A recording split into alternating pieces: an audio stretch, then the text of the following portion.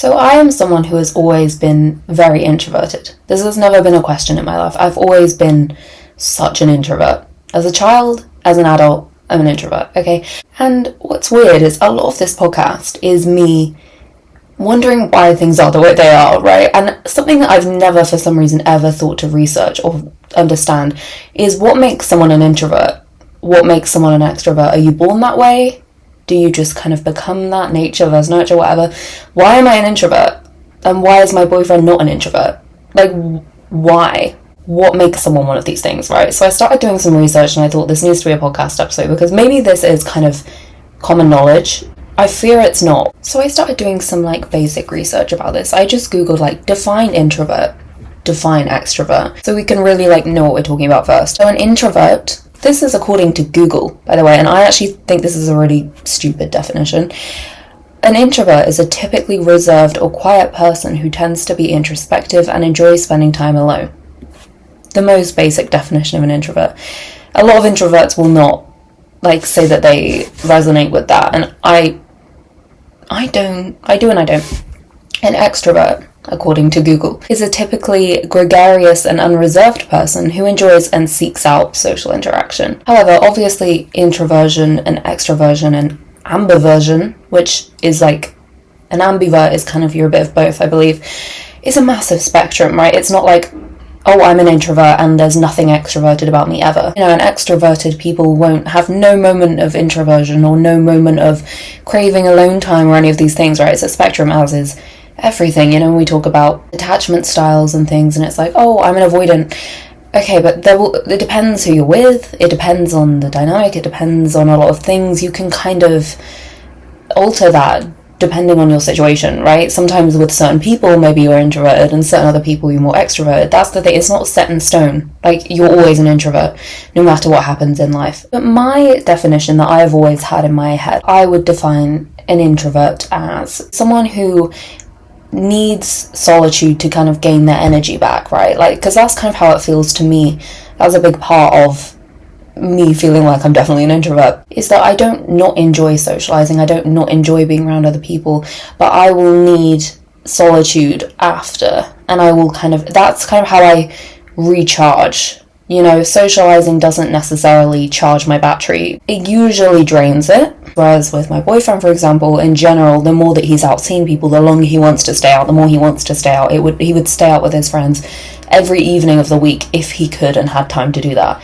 Whereas I just wouldn't. I would see a friend like once or twice a week and not any more than that, probably, just because that's enough for me. That's just enough for me. I love my friends, but like, I can't spend all day every day socializing. It just is too much for me. Yeah, my definition of an extrovert has always been, like, this is what I mean. On the definition on Google, it says an extrovert is typically gregarious. And I think when people think of extroverts, they think of like loudest voice in the room, you know, like class clown, kind of like attention seeky. I don't know, maybe that's just me, but like when you think of like a typical extrovert, you think like the person that doesn't shut up, the person that's always talking over everyone, the person that's like taking up the whole conversation, you know, it's like fucking extroverted. And like, as much as I think that is way more common in an extrovert than it would be an introvert, I think there's plenty of people that are extroverted that aren't audacious and like overbearing. I feel like that's a stereotype of an extrovert. It's like they just don't fucking shut up or have social skills. Maybe again, this is just me, but that's like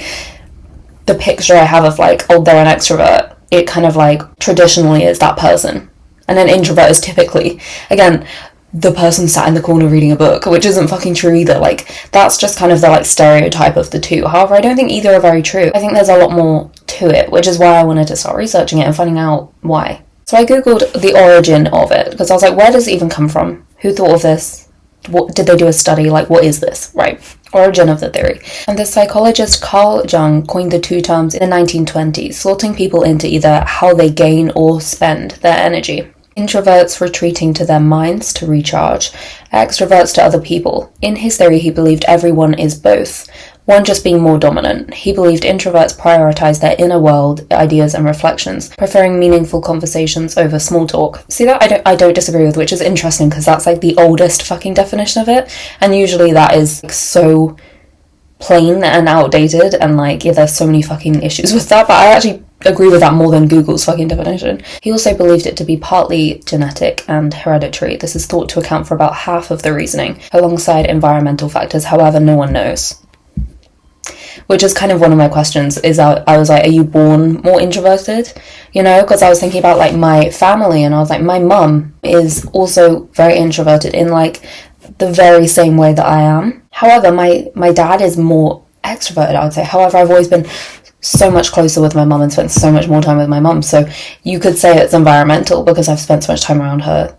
If you see what I mean, that it's not necessarily just because she's my biological mother. It could be that. It could also be because I've spent so much time with her. But yeah, I guess the scientific consensus is that there is a predisposition due to your genes. However, your environment affects everything about you. You know, it always will. But what I found so interesting from my research is that the main difference, right, I've written down, between introverts and extroverts is that we react differently to stimulation. In a nutshell, the main differences are your energy source, how you respond to stimulation, how much it takes to overstimulate and fatigue you. That's the thing. I think introverts, it doesn't take very much to be overstimulated. That comes from being stimulated in your daily life, whether it's, you know, working and being busy or it's socializing. I think both drain you, you know?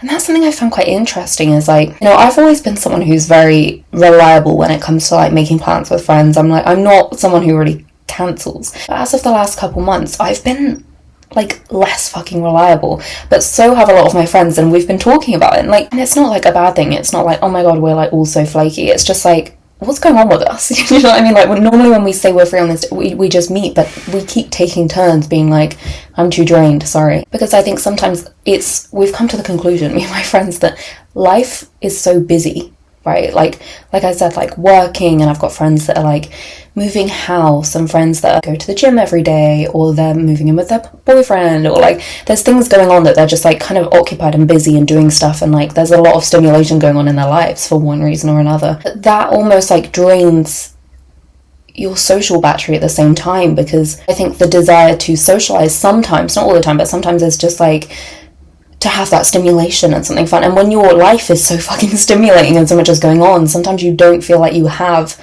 any charge in your social battery because you're so drained by the busyness of your daily life, right? Like me and my friends have been experiencing that recently, where it gets to the end of the day, and even though you are free, all you want to do is just like chill at home and like make some dinner and have a shower and like get into bed and watch something comforting, because you've been so busy. Right, that it's not even necessarily like, I've been socializing so much, I need like a break, I need some alone time. It's like, I just am so overstimulated by shit that like I don't have it in me to socialize. Because socializing, as much as it's fun, it is stimulating, and you do need energy to do it, you know? Even as an extroverted person, you need some sort of energy in the bank to expend to go and socialize. But I think what's interesting is there's also times in life where, you know, you're craving, like, even me as a really introverted person, I crave like socializing or seeing a friend or something, and I think that's not when my life is really fucking busy. It tends to be when I'm like more bored, like, and I'm craving some sort of stimulation. Do you know what I mean? Like, if I've been at work all day and it's been really boring and like not stimulating, like nothing's really happened, maybe, you know, like I've had a few days off or something, maybe then I would, like, for me, the quieter my life kind of is, the more energy I'd have to socialize. The more busy I am, the more I'm like, oh, how am I also meant to socialize on top of this? Like, my energy has been zapped by like everything else going on. So according to the internet, a lot of people and like scientists don't actually believe in the theory of being an introvert or being an extrovert, because they are so loosely defined and so hard to actually like diagnose. You can't prove it, you can't diagnose it, it's too vague, it doesn't exist. Do you know what I mean? A lot of people are like, this is just bullshit, basically, which is interesting because it is, but it also makes so much sense in other ways, right? Like, the vast majority of people will feel they resonate more with one or the other. This is the shit that I found the most interesting, right? The difference in response from someone more introverted or someone more extroverted to dopamine. So whilst introverts and extroverts have the same amount of dopamine, extroverts are less sensitive to it than introverts. Is that not so interesting? For an introvert, too much dopamine is overstimulating. So introverts are a lot more sensitive to an influx of dopamine, whereas extroverts kind of can just have it coming and like it doesn't overstimulate them. It's not too much dopamine, right? It's overstimulating as they have more sensitive dopamine receptors. But extroverts are less sensitive to it, so need more of it for it to do anything, basically.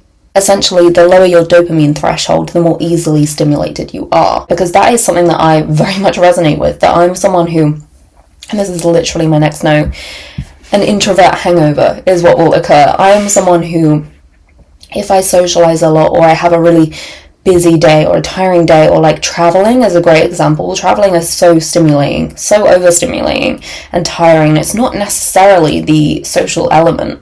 It can be, obviously, if you're traveling with a group of friends, I imagine it's doubly stimulating. But even if you just go away with one other person, right, it's so busy and it takes a lot of brain power and it's a lot of new places and it's a lot of remembering this and going through this and blah blah blah, and you get that like fucking hangover of exhaustion of like, if I just need like a couple of hours, sometimes more, it depends how fucking drained I am, of like no stimulation. Like I get that introvert hangover of like, I want to talk to no one, see no one, sit in bed. The opposite of what I've just had. I want zero stimulation, no noise, no talking, no nothing, and then I can like level back to my normal level. And a lot of that as well that I found through my research is an introvert hangover is an introvert needing to, after a lot of stimulation, go away and activate their parasympathetic nervous system, their rest and digest, and turn that back on because it hasn't been on that whole time, right? It's like their nervous system gets so fucking frazzled, so much more frazzled than an extrovert would, due to their higher sensitivity to all of the stimulation, that they need to then go and like actually rest because their body is physically in need of it, right? You need to actually go and switch that parasympathetic nervous back on, activate the vagus nerve, do all of those things that I've made many episodes about. I think my last episode, no, 2 episodes ago, was literally about little things you can do to calm your nervous system throughout your day. And like feeling safe and calm and rested again is something that an introvert will need after a lot of stimulation. Time alone to kind of come back to yourself, almost like reconnect with yourself and like slow down. I wanted to talk about, I've written down some stuff about like misconceptions about introverts and extroverts, because as I said, like a lot of the stereotype of an extrovert is, you know, you're really loud and like suck the energy out of the room, like you're really like in everyone's face, like don't shut up kind of like personality. And an introvert is like, oh, I'm just sitting in the corner reading my book and like thinking deep thoughts and not talking to anyone, which isn't true either. Like both are probably offensive to both, like, because also like I don't think necessarily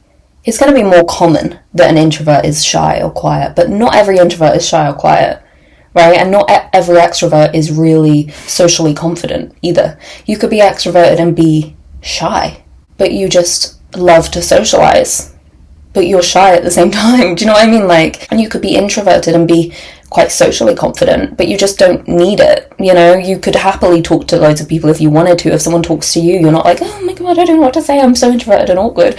You could be like perfectly competent at holding a conversation and being confident in a social situation, but you just don't crave it as much. It's like you've got the skill, you don't need it. You'd be better off giving that skill to one of the extroverts that doesn't have it, right? That would actually benefit from it. Because I saw this come up as I was just doing like general research on this, because, you know, you do like, even if you think back at like school, if someone's really chatty and really like confident and talkative and blah, blah, blah, you just think like they're just chatty and like nice and normal. And then if someone's more reserved or more quiet, they tend to be the one that gets fucking picked on or seen as like a weirdo, when there's nothing really more weird about either.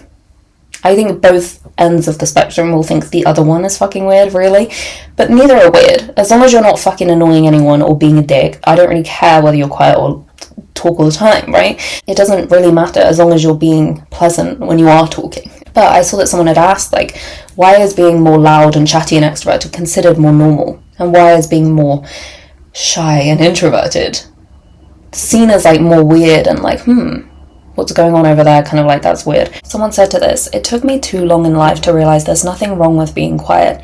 In Japan and some other countries, it's pretty much the norm. They culturally value introversion, and that makes me jealous. I think we make outgoing people nervous and they feed their ego by picking on quiet ones. That's so interesting. I would love to be, I think the culture I'm in the UK more so values maybe outgoing extroversion, not necessarily values it, but it's more the norm.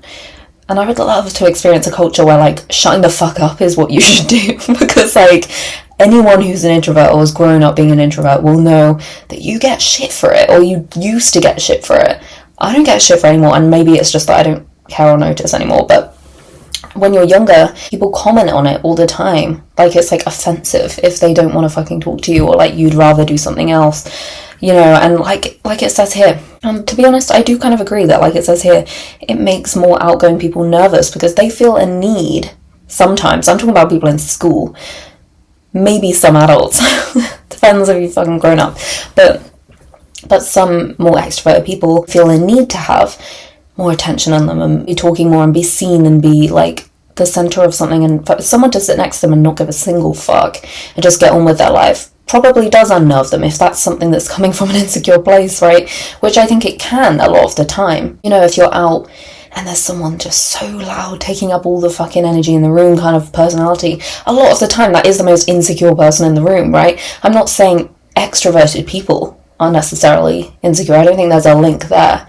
But I'm saying that I think people that are comfortable in themselves and are extroverted don't feel a need for like all the attention to be on them. However, there's people that do, and they get called extrovert. Oh, they're just an extrovert. And I'm like, no, I don't think that's necessarily what an extrovert is. You know, it can be, but it's like extroverts aren't necessarily cocky fucking idiots, and introverts aren't necessarily like these like really mysterious like intellectuals either. You know? But yeah, I find the misconceptions about it so interesting that, you know, an extrovert could be well-read, they could be an intellectual, they could value alone time, they could value their independence, and they could really like reading and like researching things. You know, that's not like just an introvert trait. You could see someone who's introverted if you were, say, out at a bar, who's fucking yapping away, and you would never think that they're introverted. You would never think that that's not an extroverted person, but they might just be yapping away for 2 hours and that's their social life done in a week. Do you know what I mean? Like, you really don't know. They could be loud as fuck when they do talk.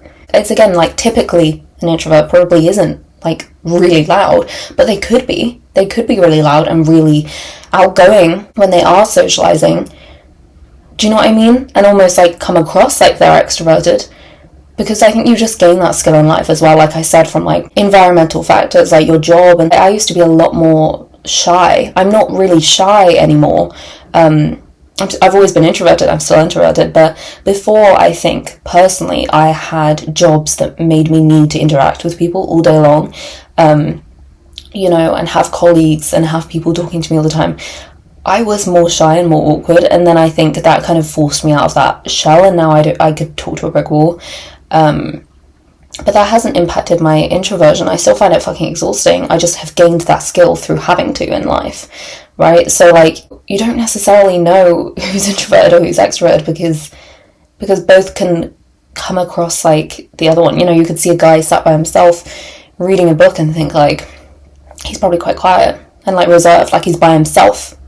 That's the thing, like, I think extroverts also enjoy their own company a lot of the time. It's not like, oh, I wish a friend could come to everything I could do ever. It's like everyone needs a balance. Everyone needs time alone. Everyone gets exhausted by people and things. And everyone gets bored and wants to see people too. It's just, how often does that happen, right? But I don't know. I find it fascinating, and I find it interesting that through my research, there's still a lot of question marks. You know, is it environmental? Is it how you're born? Is it hereditary?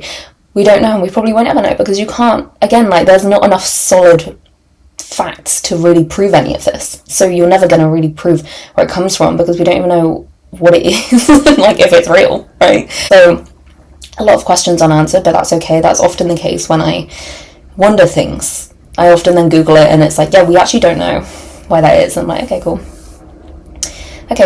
Like, that's just life. But sometimes I wish that we just knew. Yeah, let me know your thoughts. Are you more introverted? Are you more extroverted? Do you feel like you match the stereotypical image of an extrovert or of an introvert?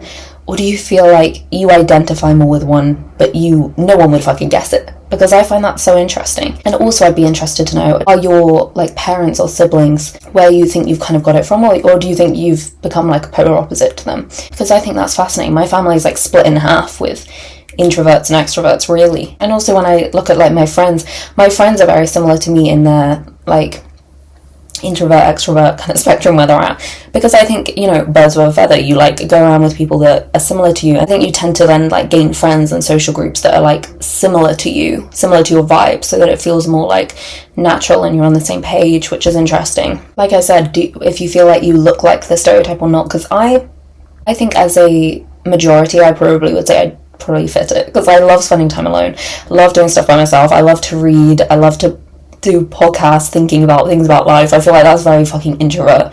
But also, like, when I meet a friend that I'm close to, I also don't shut up. So it's like, I would say I probably fit it, but there are areas that don't fit it. Like, I'm also quite outgoing and quite chatty. I'm not really very shy. That's not very introverted.